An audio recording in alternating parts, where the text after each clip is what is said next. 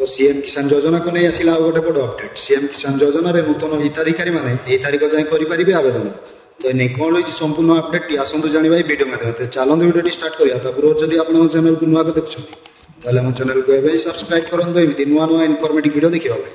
CM किसान योजना रे नूतन हिताधिकारी मैंने नवेम्बर मास 8 तारीख पर्यंत पंजीकरण करेंगे। चाषी मैंने cm-kisan.odisha.gov.in माध्यम पंजीकरण करेंगे। योजना हिताधिकारी मैंने 2टी किस्ती 2000 टंका लेखाएं वार्षिक मोट 4000 टंकार सहायता पाइबे बोली संसदीय व्यापार मंत्री मुकेश महालिंग कहते।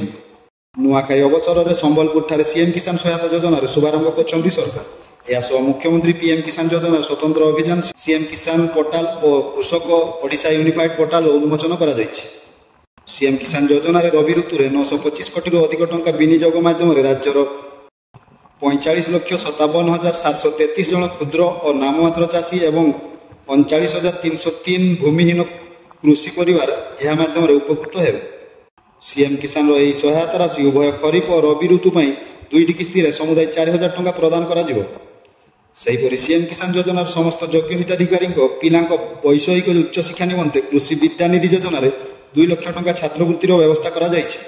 योजनार आरंभ कर मुख्यमंत्री कहते केंद्र सरकार द्वारा प्रचलित कृषक कल्याणकारी योजना पीएम किसान योजना भूमिधारी चाषी 3टी किस्ती वार्षिक 6000 टंकार व्यवस्था करा जायछि। सीएम किसान जोड़ी होगले चाषी वर्ष को 10,000 टंका मिले।